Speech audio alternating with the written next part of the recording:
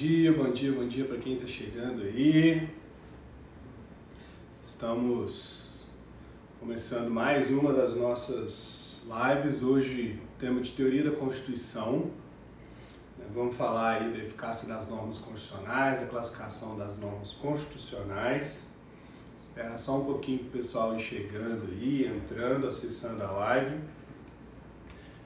Hoje tem uns recadinhos para a gente falar sobre o andamento aí do nosso semestre a partir de segunda-feira que vem. Mas isso aí a gente vai falar daqui a pouco, na hora que tiver mais gente online aí. Então, né, bom dia para quem está chegando. Espero, né, que vocês estejam todos bem, todas bem. Não tem sido um período fácil para ninguém, né? Estamos já galgando aí a terceira semana de confinamento, de isolamento social, e a gente está tentando então manter aí um ritmo que possa pelo menos deixar a gente sabendo aí o que vem pela frente, né? Ou tentando ter melhores expectativas. Mas enfim, último dia de março, né? Dia 31, amanhã começa abril. O regime letivo remoto está prorrogado aí pela reitoria. Então nós vamos prosseguir aí com alguns ajustes a partir da semana que vem. Então peço que todas prestem atenção nas publicações que eu vou fazer aí durante a semana, tanto no Stories quanto no feed, porque vai mudar um pouquinho a ordem das lives para poder encaixar melhor com os horários de aula das turmas que são de minha responsabilidade, tá? Então, teremos novidades aí. Eu tive uma reunião muito boa mesmo. Ontem ficamos 40 minutos, eu e os representantes das turmas, para a gente poder acertar juntos, tá? O andamento aí do nosso regime letivo remoto. E óbvio, né, todo mundo que está aí do outro lado, que tiver sugestão ou de alguma maneira quiser contribuir, eu estou às ordens. Manda direct para mim, manda mensagem no SGA, enfim, comuniquem-se, porque é importante para o professor saber as expectativas e tudo que vocês podem perceber ou melhorar aí no ritmo que a gente está adotando, tá bom? Vamos lá? Enquanto o pessoal vai entrando aí, a gente começa e aí depois quem não conseguir pegar no ao vivo, né, todas as lives e todo o material fica disponibilizado, basta clicar lá no meu perfil do Instagram, tem um linkzinho lá chamado Linktree e vocês acessam direto todo o material, todas as apresentações, todas as lives. Vocês conseguem ver as lives no meu canal do YouTube, enfim, tá tudo disponível aí, além de ficar 24 horas depois que eu terminar aqui, beleza? Então vamos lá? O tema de hoje, né, é classificação das normas constitucionais, e o material está lá no Abre Aí, /eficácia sem o acento no A, né? Eficácia é o link aí para chegar aí no material da live de hoje, né? Nessa apresentaçãozinha que a gente preparou para a live de hoje. A gente começa essa ideia de classificação, então para quem é aluno aí da teoria da Constituição e quem já foi aluno da teoria da Constituição e está usando esse momento para rever matéria, a ideia aqui, pessoal, a gente já viu o poder constituinte, a gente já viu o constitucionalismo, a gente já viu os fenômenos que vão atingir a Constituição e a formação do direito constitucional. Agora a gente entra no interior, digamos assim, do direito constitucional, das constituições, e vai tentar analisar um pouco a normatividade constitucional. E aí, para isso, a gente começa, né, a ordem que eu estou adotando aqui é começar a partir de uma classificação das normas que estão na Constituição, que estão nas Constituições em geral. Bom, a primeira divisão é entre normas materialmente constitucionais e normas formalmente constitucionais. Aqui, um primeiro aviso é necessário. Não estamos falando de Constituição formal e Constituição material. São coisas muito parecidas, mas que não são iguais. Quando a gente classifica lá atrás entre Constituição material e Constituição formal, a gente está trabalhando uma realidade que analisa o Estado possui um documento constitucional entendido enquanto tal, né, respeitado e compreendido dentro do ordenamento como uma Constituição, então ele tem Constituição formal. O Estado não tem esse documento, mas possui um complexo normativo não necessariamente escrito que fundamenta o direito e a sua legitimidade dentro do território do Estado, então ele tem Constituição material, né? Então essa é uma diferença. Agora a gente vai marcar uma outra diferença. A gente vai analisar o seguinte: as normas das Constituições, de que tipo elas são, né? Se você analisar lá a Constituição de 88, a Constituição de 1946, a Constituição da Itália, a Constituição da Alemanha, a Constituição dos Estados Unidos, que tipo de normas ela contém? E aí uma primeira classificação é entre as normas que são materialmente constitucionais e as normas que são formalmente constitucionais. Quais são as normas materialmente constitucionais? Olha, aqui na tela está o seguinte, ó, são aquelas cujo conteúdo é tipicamente constitucional, é dizer, são normas que regulam os aspectos fundamentais da vida do Estado, forma de governo, estrutura do Estado, organização do poder e os direitos fundamentais. Essas normas, estejam inseridas ou não no texto escrito da Constituição, formam a chamada Constituição Material do Estado. Então, normas materialmente constitucionais são todas aquelas normas cujo conteúdo é conteúdo constitucional, ou seja, o locus adequado dela é a Constituição. Ela é conteúdo necessário de uma Constituição, é aquilo que a gente identifica como Constituição, né? Basicamente são normas que vão tratar de dois assuntos: organização do Estado e os direitos fundamentais, né? Então, normas materialmente constitucionais são normas de conteúdo tipicamente constitucional, são aquelas normas que o lugar delas é na Constituição, tanto é que na definição aqui se fala, né? Esteja ela ou não no texto escrito, ela é norma constitucional, né? Então, essa primeira classificação diz respeito a essas normas cujo conteúdo pertence às Constituições, é tipicamente constitucional, então elas são classificadas como normas materialmente constitucionais. Diferentemente das normas formalmente constitucionais, aqui o conteúdo normativo é outro. Essas normas formalmente constitucionais, elas são consideradas normas constitucionais simplesmente por estarem dentro da Constituição, né? Elas não têm o conteúdo necessariamente constitucional, elas poderiam estar disciplinadas através de leis, através de leis complementares, ou seja, de uma realidade normativa infraconstitucional. Mas, por escolha, por decisão do Constituinte, elas compõem uma Constituição escrita, né? Então, formalmente, por estarem na Constituição, elas terão tratamento de normas constitucionais. Então vamos para a definição que está aqui na tela. Normas formalmente constitucionais são todas aquelas que, independentemente do conteúdo, estão contidas em documento escrito elaborado solenemente pelo órgão constituinte, é dizer, a Constituição. Avalia-se apenas o processo de elaboração da norma.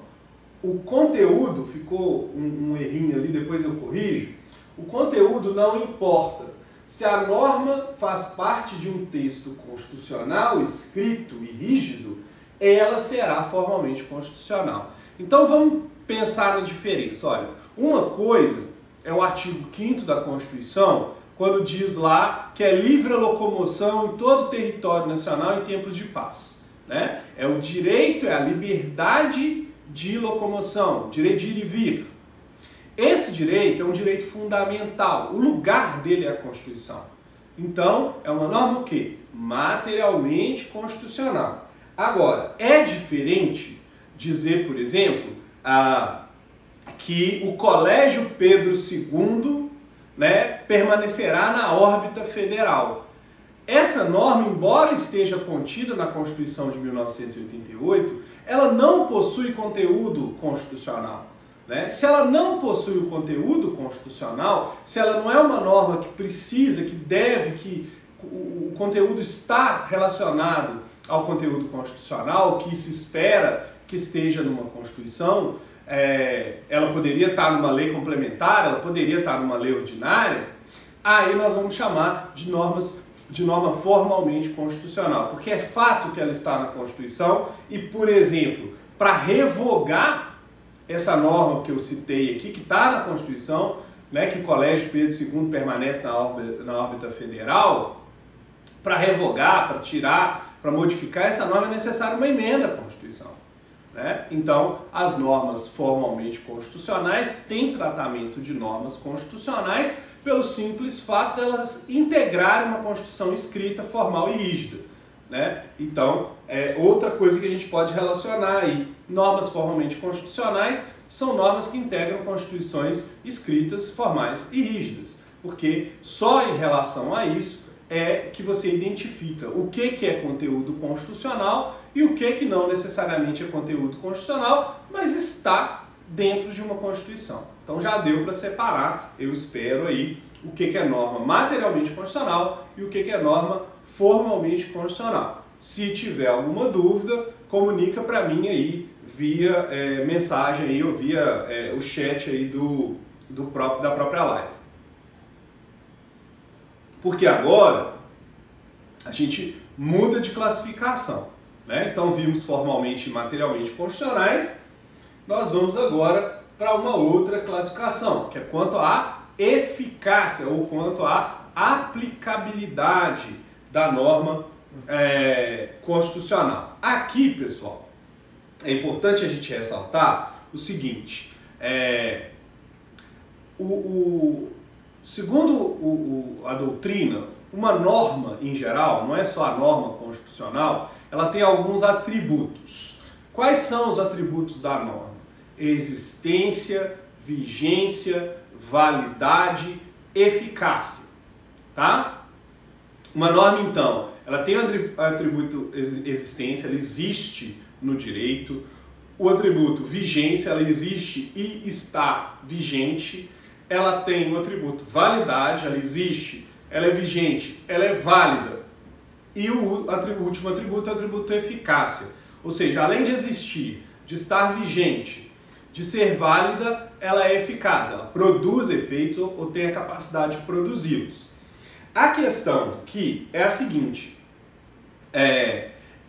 a eficácia ela pode ser dividida em duas. A doutrina vai dividir a eficácia em eficácia jurídica e eficácia social. Qual é a diferença? Eficácia jurídica é a capacidade que a norma tem de produzir efeitos no ambiente jurídico, no mundo do direito, né, no ordenamento. Então ela reúne todos esses atributos e é eficaz juridicamente, ou seja, é uma norma que pode ser utilizada para solucionar um caso concreto, para pacificar uma situação de conflito, para regulamentar, para regular uma situação jurídica qualquer. Já a eficácia social é diferente. Na eficácia social, embora também a gente esteja tratando de eficácia, ela quer dizer que a norma efetivamente produz efeitos na realidade. Ela interfere na realidade social, ela, de alguma maneira, ela consegue chegar até o seu objetivo final, que é interferir, que é modificar, que é pautar os comportamentos na sociedade. Então, essa segunda eficácia, a eficácia social, ela também é chamada de efetividade. Então, eficácia jurídica, que é a capacidade de produzir efeitos no ordenamento jurídico, nós vamos chamar de aplicabilidade. Eficácia social, que é efetivamente produzir efeitos no mundo real, nós vamos chamar de efetividade. Então, eficácia jurídica, aplicabilidade, eficácia social, efetividade. Essa classificação que a gente vai trabalhar a partir de agora é uma classificação que trabalha a ideia de aplicabilidade. Então, nós vamos ficar na eficácia jurídica da norma. Tá? Então, importante para nós aqui nesse momento é a eficácia jurídica. Nós não vamos trabalhar, por enquanto, a eficácia social ou efetividade. Só para ficar bem marcada a diferença, é só a gente pensar assim, ó. Tem normas que às vezes o senso comum diz assim, essa lei não pegou. Ou seja, a lei existe, a lei pode produzir efeitos, mas por algum motivo, talvez a sociedade não esteja disposta a se sacrificar ou alterar seus comportamentos para respeitar a lei, ou às vezes a lei exageradamente previu um comportamento que ainda não tem respaldo na sociedade, enfim, ela não pega. Né? É só pensar, por exemplo, de alguns dispositivos lá do Estatuto da Criança e do Adolescente, né, que são extremamente positivos, mas muitas vezes não encontram respaldo na praxis social, enfim.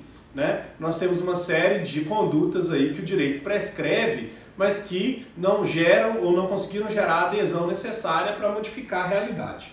Isso aí é a tal da efetividade, né, que falta nessas normas. Agora, a condição de aplicar, a possibilidade de utilizar esse manancial, esse referencial normativo no direito, a eficácia jurídica é um outro atributo. E aqui nós vamos tentar analisar a classificação das normas constitucionais de acordo com essa eficácia jurídica, ou seja, elas reúnem todos os requisitos necessários para que possam produzir efeitos no ordenamento, no mundo jurídico, né? É isso que a gente propõe classificar aqui.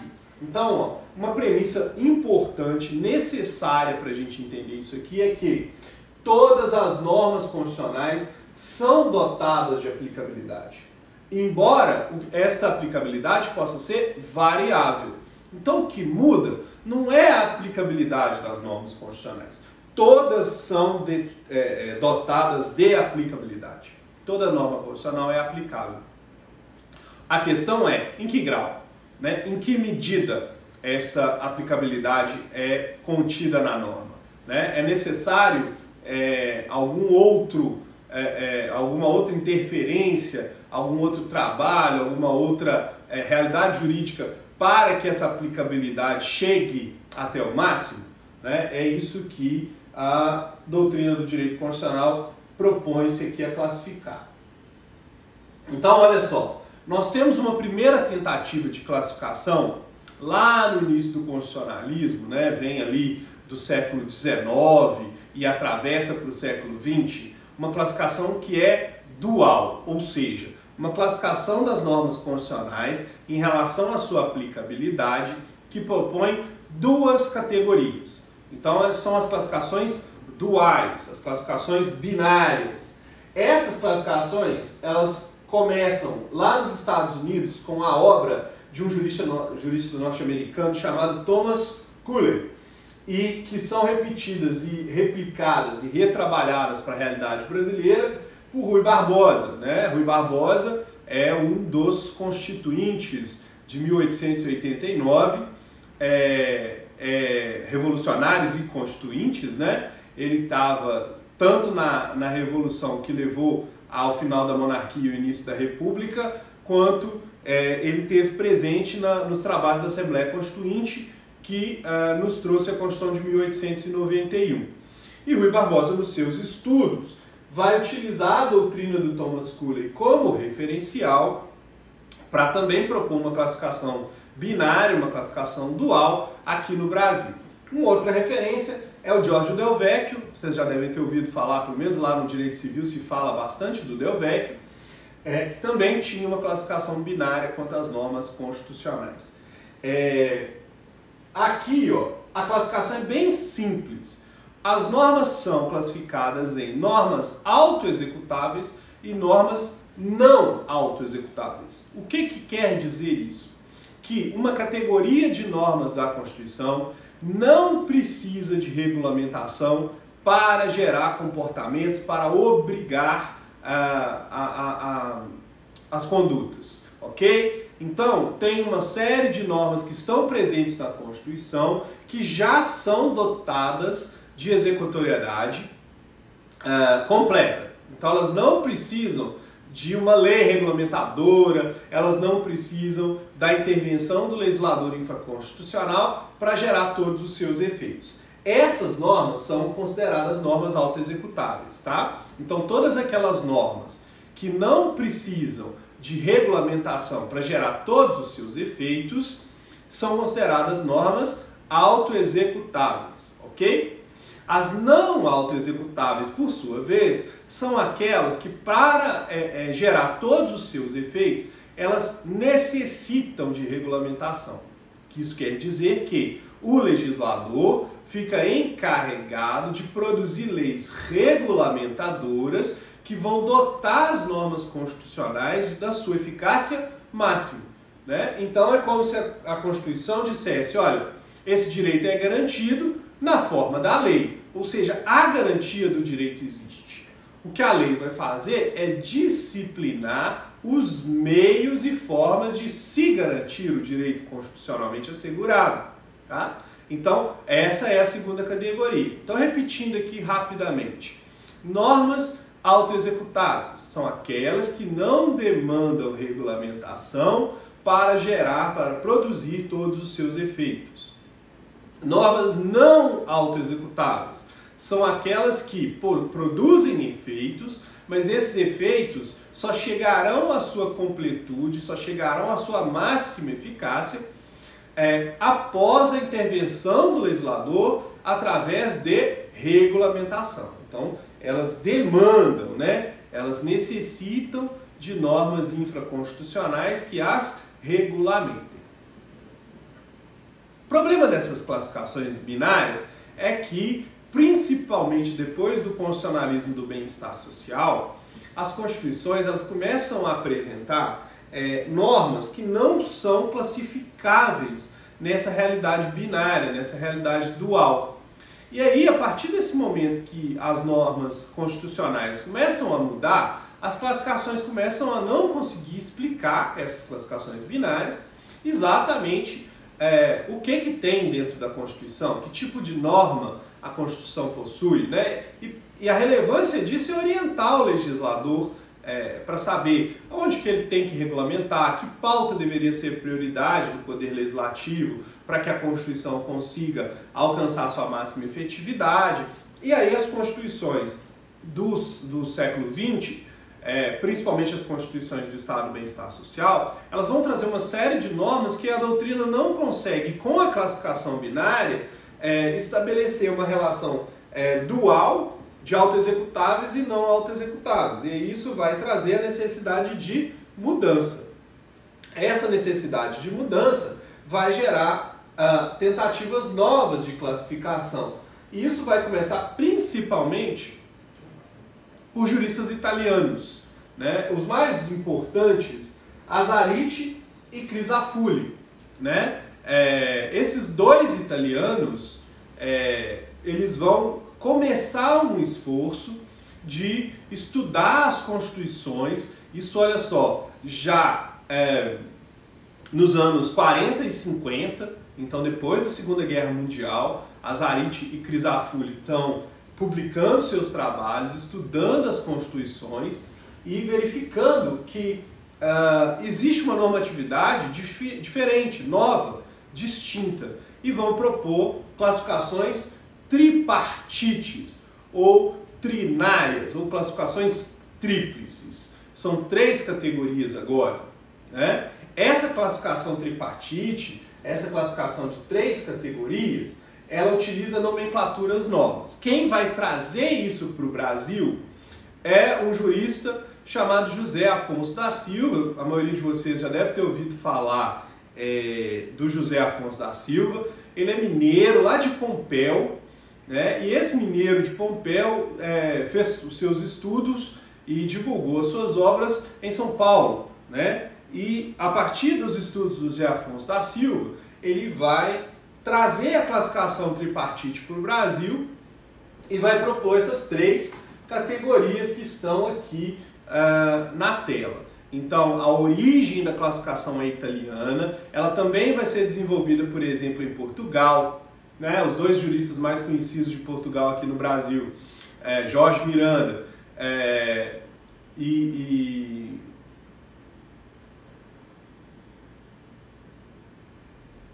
me fugiu o nome do segundo jurista aqui, perdão, gente. A sanidade mental está cobrando agora seu preço, mas já eu vou lembrar. Não é uma classificação que vai ficar circunscrita à Itália, ela vai ganhar respaldo dentro da própria Europa e vai chegar no Brasil. No Brasil, Zé Afonso da Silva então propõe essa seguinte classificação: normas de eficácia plena, normas de eficácia contida e normas de eficácia limitada. Então agora a gente não tem mais 2 classificações, autoexecutável e não autoexecutável. Agora a gente tem 3 classificações: normas de eficácia plena, normas de eficácia contida e normas de eficácia limitada. Aqui, gente, a novidade é geral, né? Por quê? Porque a única classificação que nós vamos encontrar semelhança com a classificação binária é a ideia de normas de eficácia plena. Então é como se eu pegasse a norma de eficácia, a norma não autoexecutável, e enxergasse que ela, na verdade, são 2 diferentes e que, na verdade, essa ideia de não autoexecutável ela é incorreta, porque ela propõe uma classificação baseada na possibilidade de não se executar uma norma constitucional, né? E não é isso que se espera de uma Constituição, né? O que se espera de uma Constituição é que ela seja executada, que as normas tenham eficácia. Então vamos tentar entender a classificação, vamos ver a diferença entre essas 3 categorias. Normas de eficácia plena. As normas de eficácia plena correspondem àquelas normas autoexecutáveis, mas olha só a definição: são aquelas que, desde a entrada em vigor da Constituição, produzem ou têm possibilidade de produzir todos os seus efeitos essenciais, relativamente aos interesses, comportamentos e situações que o legislador constituinte, direta e normativamente, quis regular. Ou seja, a partir do momento que a Constituição é promulgada, esse tipo de norma constitucional já consegue produzir efeitos, né? Já vincula os comportamentos, né? Então todos os seus efeitos essenciais, eles já estão disponíveis para gerar os comportamentos na sociedade, para modificar a conduta, né? Para vincular as expectativas de conduta. São correspondentes às normas autoexecutáveis, mas de uma outra maneira. É como se a gente fizesse uma gradação da aplicabilidade. E aqui, nesse caso, ela fosse realmente total, plena, né? Então, por exemplo, normas descritivas da Constituição, elas vão encaixar nesse conceito, né? Quando a Constituição diz assim: são poderes harmônicos e independentes da República Federativa do Brasil, o Executivo, o Legislativo e o Judiciário, né? Ou seja, a própria Constituição, já de maneira plena, concebe a existência dos 3 poderes e a necessidade de independência e harmonia entre eles, né? Algumas outras normas vão trazer isso de uma maneira bastante clara, né? Quando, por exemplo, a Constituição diz: o Supremo Tribunal Federal é composto de 11 ministros, todos eles brasileiros natos, de notável saber jurídico e reputação ilibada, de mais de 35 e menos de 65 anos de idade, né? A eficácia da norma já é plena a partir da promulgação. Ela já vincula o comportamento. Eu não posso indicar para o Supremo um ministro que tenha 34 anos ou que tenha 30. Eu não posso indicar para o Supremo Tribunal Federal um ministro ou uma ministra que não tem notório saber jurídico, né? Então, são normas que a própria natureza delas, a própria concepção da norma já dá a ela eficácia plena, ou seja, uma eficácia de um tamanho suficiente para produzir todos os efeitos. Passando aqui para as normas de eficácia contida. Tem normas da Constituição que, embora possam produzir todos os seus efeitos desde a promulgação da Constituição, elas são restringíveis, ou seja, a atuação do Poder Legislativo posteriormente pode o quê? Reduzir o âmbito de eficácia da norma. Então, até a doutrina critica muito esse nome, né, normas de eficácia contida, e propõe um outro nome, que seria talvez normas de eficácia restringível, né, no lugar, e talvez realmente fosse mais adequado para identificar o que significa essa categoria de norma, que são aquelas que o legislador constituinte regulou suficientemente os interesses relativos a determinada matéria. Então, olha só, está regulado de maneira suficiente, mas deixou margem à atuação restritiva por parte da competência discricionária do poder público, nos termos que a lei estabelecer ou nos termos de conceitos gerais nelas enunciados. Então, é como se eu pegasse uma norma de eficácia plena e a Constituição expressamente colocasse nela uma cláusula dizendo assim: a lei pode restringir a eficácia dessa norma. O melhor exemplo, para mim, e a doutrina usa muito esse exemplo, é o artigo 5º, inciso 13 da Constituição. O que diz o artigo 5º, inciso 13 da Constituição? Que é livre o exercício de qualquer ofício ou profissão, atendidas as especificações que a lei exigir. Ou seja, qualquer ofício, qualquer profissão, nós temos liberdade ampla para adotar. Então, se eu sei trabalhar com madeira, eu posso ser carpinteiro. Se eu sei podar plantas, eu posso ser jardineiro. Enfim, eu posso exercer um monte de profissões aí pelo simples talento que eu possuo para elas. Diferentemente, a advocacia, a odontologia, várias outras profissões aí que possuem o quê? Leis regulamentadoras. Então, o sujeito que tem talento para trabalhar com madeira pode ser carpinteiro, mas um sujeito que tem vocação, talento para a área médica, não pode sair por aí exercendo a medicina, né? Ele vai ter que submeter a um curso de graduação, a uma especialização, a uma certificação por um conselho responsável. Então, o que o legislador fez quando criou a lei que regulamenta a profissão de médico, a profissão de dentista, a profissão de terapeuta ocupacional, educador físico, advogado? A lei restringiu a eficácia de uma norma constitucional. E aí essa norma, então, ela vai ser classificada como uma norma de eficácia contida ou restringível. Então, é como se a norma constitucional desse o todo e o legislador pudesse, em determinadas partes, fazer ajustes. E esses ajustes vão limitar a incidência, a eficácia dessa norma na realidade. Beleza? Então, normas de eficácia plena, normas de eficácia contida. A terceira categoria são as normas de eficácia limitada. O que é uma norma de eficácia limitada? São aquelas normas que não produzem, com a simples entrada em vigor, todos os seus efeitos essenciais. Então aqui, está vendo que a gente está analisando pelo viés oposto? Lá na norma de eficácia plena, assim como na norma de eficácia contida, promulgou a Constituição, a norma já pode produzir todos os seus efeitos?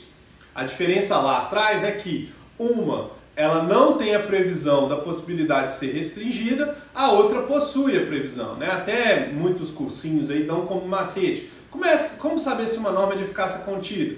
Ela vai estar assim: a lei poderá, na forma da lei, ou seja, pega aquela do aviso prévio lá do artigo 7º, né? É garantido a todos os trabalhadores urbanos e rurais, aí vem lá, aviso prévio de no mínimo 30 dias, Esse no mínimo 30 dias na forma da lei, a lei disciplina o quê? Qual é a proporcionalidade? Se a Constituição fala que o aviso prévio é proporcional ao tempo de serviço, é de no mínimo 30 dias, e a lei é que vai dizer qual é a proporcionalidade adequada, o legislador vem depois e diz, a proporcionalidade é essa, ele regulamenta a norma constitucional. E aí, essa norma, ela é contida ou ela é limitada? A diferença está aí, ó. Se eu já consigo aplicar, olha só, não produz com simples entrada em vigor todos os seus efeitos essenciais, ela é de eficácia limitada. Se ela produz todos os seus efeitos essenciais, mas depois pode ser restringida, ela é de eficácia contida, né? Então vamos continuar aqui a definição e depois eu vou voltar no meu exemplo para ver se todo mundo consegue acompanhar. Olha aí, são todas aquelas normas que não produzem com a simples entrada em vigor todos os seus efeitos essenciais, porque o legislador constituinte, por qualquer motivo, não estabeleceu sobre a matéria uma normatividade para isso bastante, ou seja, suficiente, deixando essa tarefa ao legislador ordinário ou a outro órgão do Estado, né? Então, o que acontece lá no caso do aviso prévio? Quando a Constituição entrou em vigor, o aviso prévio estava em condição de ser cumprido? Só no mínimo, ou seja, todo mundo tinha um aviso prévio de 30 dias, independentemente se o sujeito tinha 5, 10, 20 ou 30 anos de empresa, né? Se ele fosse dispensado, sem justa causa, ele teria direito a um aviso prévio e esse aviso prévio era equivalente a 30 dias. O que o legislador fez posteriormente? Ele regulamentou a proporcionalidade. Ele ele trouxe uma legislação que diz o seguinte, olha, para até X anos de emprego, 30 dias, ou seja, esse é o período para o mínimo. Daí para frente, isso aumenta para 45, 60, 90 dias. Ou seja, só a partir da regulamentação que a lei conseguiu produzir todos os seus efeitos constitucionalmente previstos. Então, o que era a norma do artigo 7º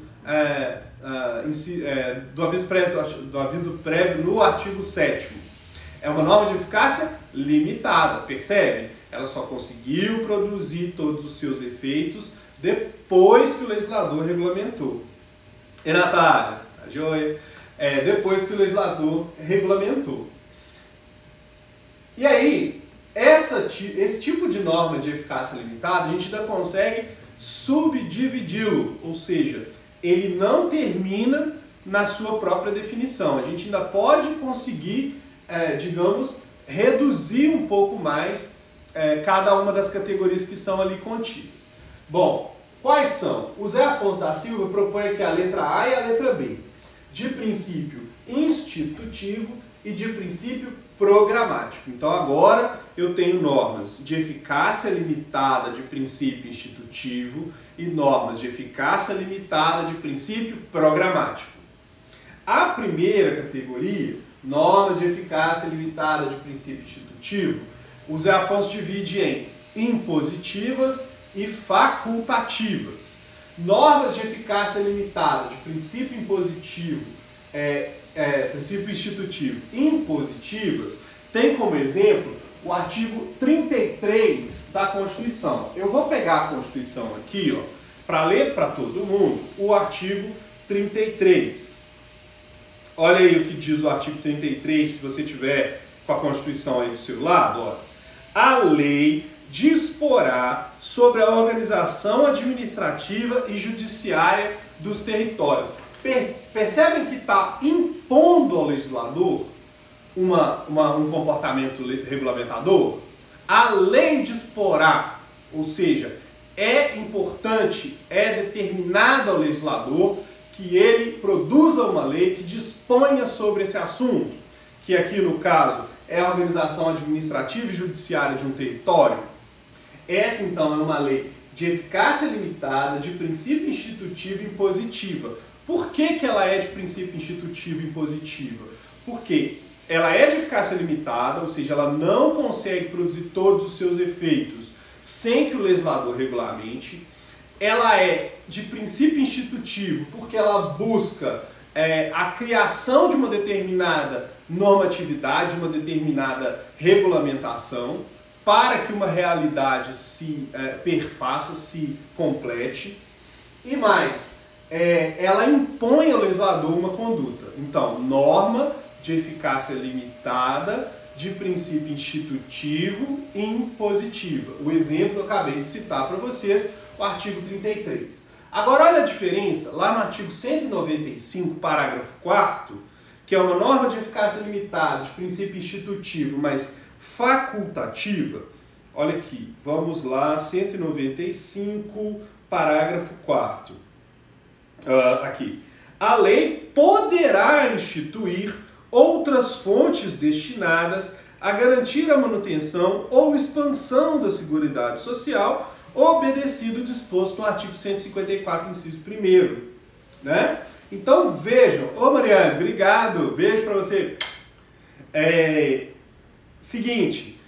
Percebe que no primeiro caso o legislador está impondo, o Constituinte está impondo ao legislador um dever de regulamentar?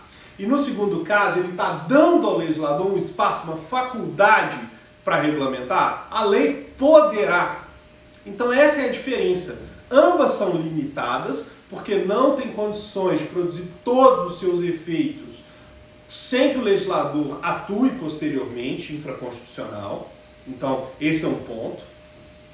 Elas são de princípio institutivo, porque elas visam essa regulamentação para a criação de políticas públicas, a criação de institutos constitucionalmente previstos, ou seja, elas vão instituir programas, políticas, soluções constitucionais, e elas podem ser impositivas, porque obrigam, porque determinam, porque condicionam o comportamento do legislador, ou elas podem ser facultativas, porque dão ao legislador expressamente um espaço regulamentar, né? Elas precisam da lei, mas elas, no caso da facultativa, elas deixam mais aberto esse espaço para o legislador tomar decisões, certo?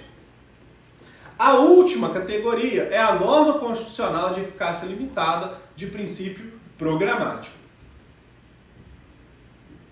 Ou simplesmente norma programática, né? Vocês já devem ter ouvido falar aí das normas programáticas. Que tipo de normas são essas, né? As normas de eficácia limitada de princípio programático.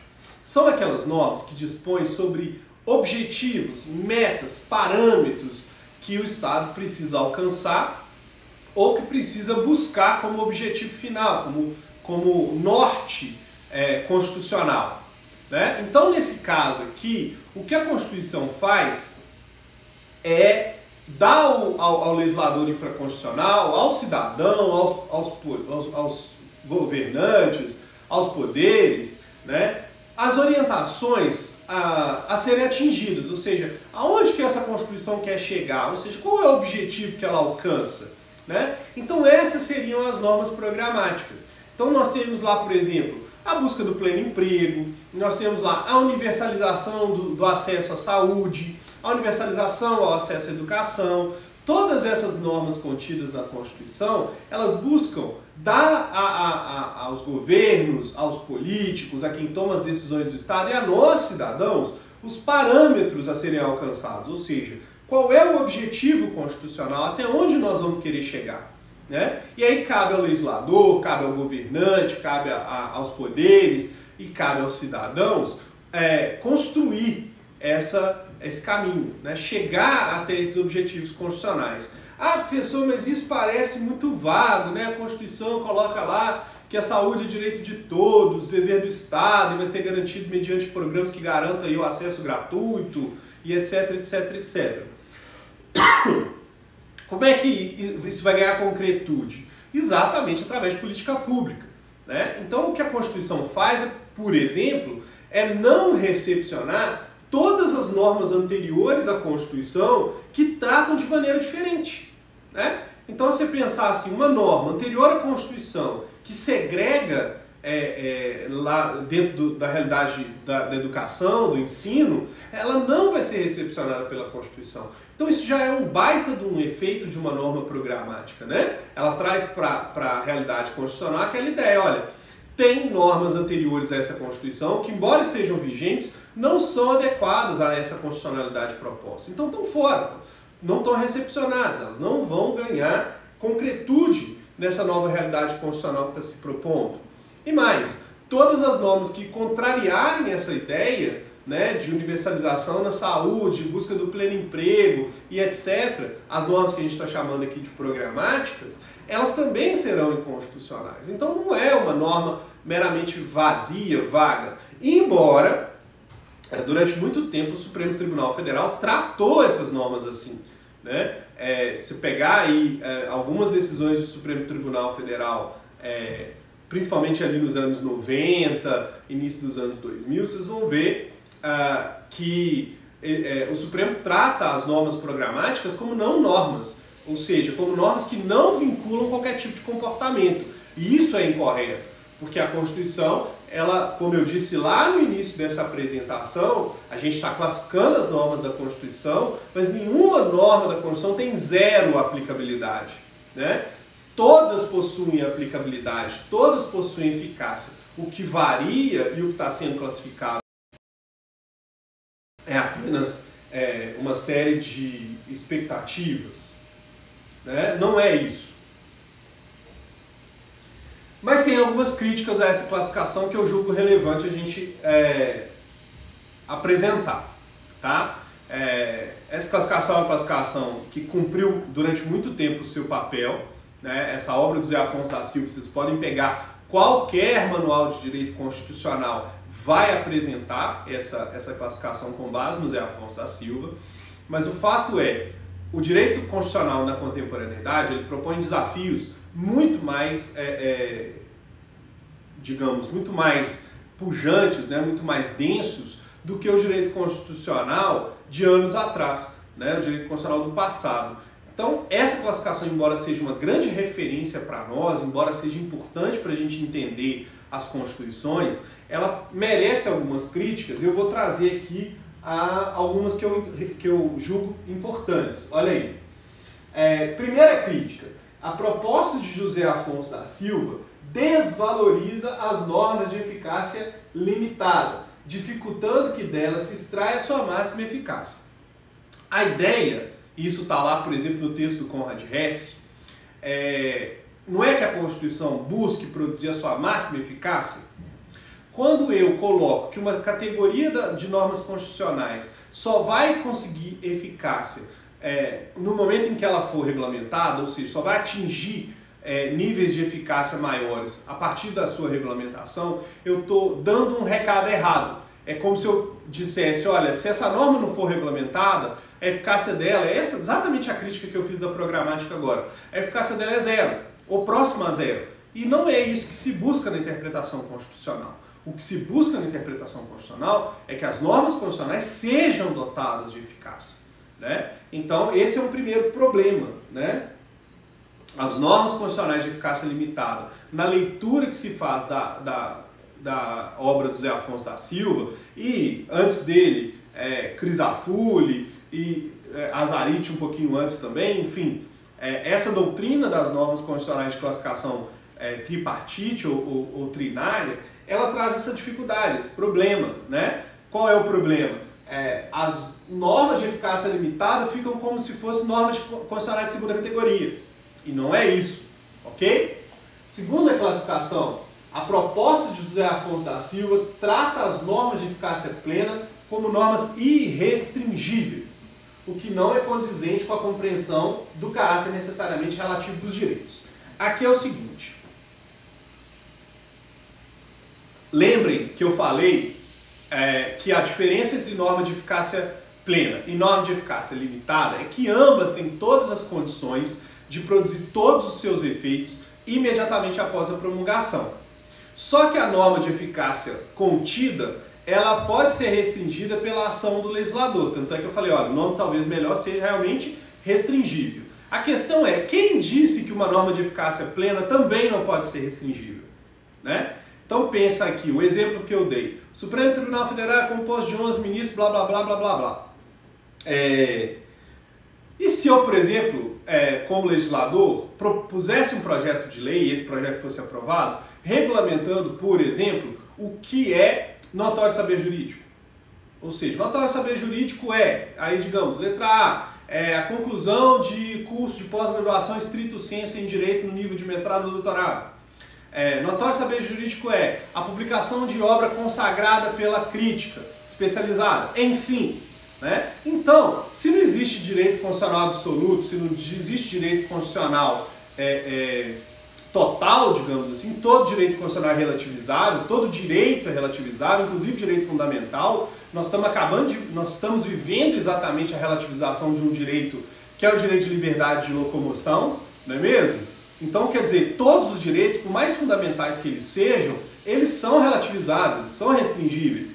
Então, não existe uma diferença ontológica entre norma de eficácia plena e norma de eficácia contida. Todas são restringíveis. Se não são restringidas muitas vezes por regulamentação, podem ser restringidas por interpretação judicial. O que é liberdade de imprensa? Né? Pode-se dizer tudo ou existe limite para o que se pode falar de uma pessoa ou empresa?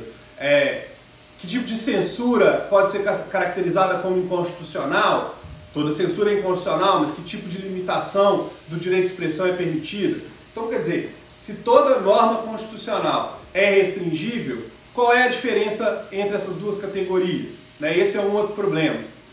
3. A proposta de José Afonso da Silva trata algumas normas, em particular as de eficácia plena e eficácia contida, como bastantes em si, reconhecendo-lhes uma autossuficiência que pode prejudicar o seu desenvolvimento normativo e, consequentemente, a sua eficácia. É como se dissesse assim, olha, essas normas de eficácia plena, elas não precisam de regulamentação, então não precisa regulamentar, não se preocupa com esse assunto.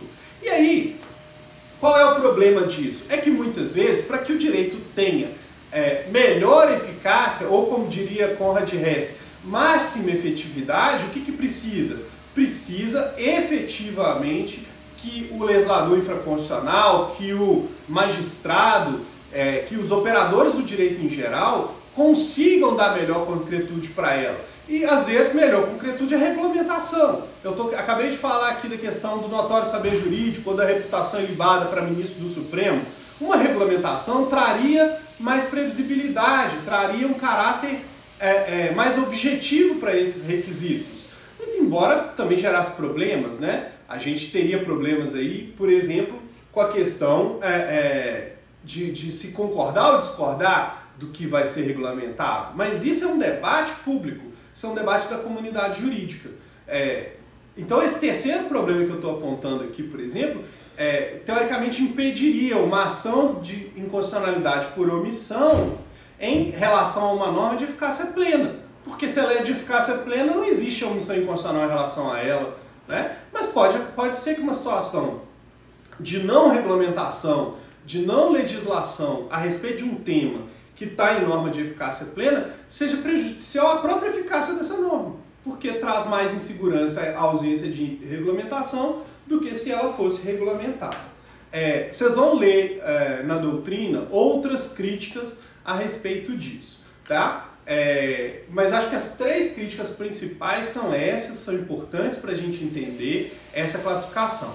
E aí, como último recado da live de hoje, eu quero dizer o seguinte, lá na biblioteca virtual da PUC Minas, naquela parte de biblioteca virtual de teses e dissertações, vocês lançando pelo meu nome, Bruno de Almeida Oliveira, vocês vão chegar à minha tese de doutorado. E aí tem um capítulo da minha tese de doutorado que eu trabalho exatamente o tema dessa aula de hoje. Então, assim, hoje eu vou fazer o meu merchan, né?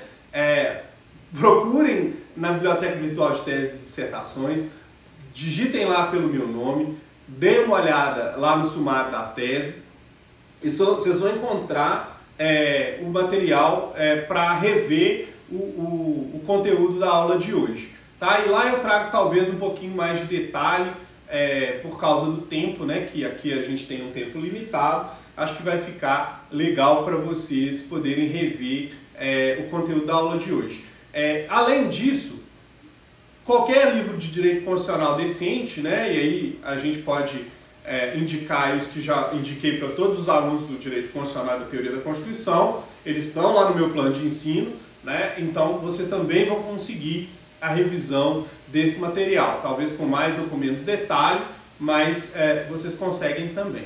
Então é isso, a gente completou o objetivo da live de hoje, podemos ficar por aqui. Quero agradecer mais uma vez todo mundo por poder, enfim, por prestigiar esse trabalho. É muito importante para os nossos desenvolvimentos acadêmicos. Mudanças estão por vir, né? Como eu falei lá no começo da live, falando para nossa audiência rotativa.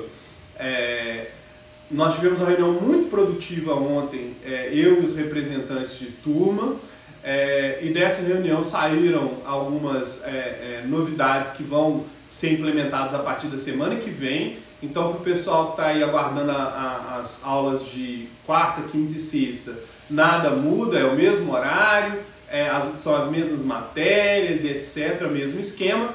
A partir de segunda-feira da semana que vem, nós vamos ter mudanças. Eu vou comunicar isso pelos canais de comunicação que a gente tem, pelo SGA e por aqui mesmo no Instagram, tá? Quem tiver qualquer dúvida a respeito da matéria, a respeito do andamento dos nossos trabalhos, pode mandar para mim via mensagem, tanto lá no SGA para quem é aluno da PUC, quanto aqui por direct, né? Fiquem à vontade. E é isso. Uma boa quarta-feira, uma boa terça-feira, olha só, já estou perdendo na semana. Uma boa terça-feira para todo mundo, bons estudos aí, fiquem com Deus, se cuidem daquelas pessoas que vocês amam, cuidem de todos, né? Tentando aí obedecer o que nos pedem as autoridades de saúde. Eu sei que não está fácil, eu sei que é difícil para todo mundo, mental e fisicamente, mas é a única maneira até agora conhecida para a gente poder impedir que essa pandemia se torne pior do que ela já está, tá bom? Um beijo no coração de todo mundo aí, fiquem com Deus e até a próxima.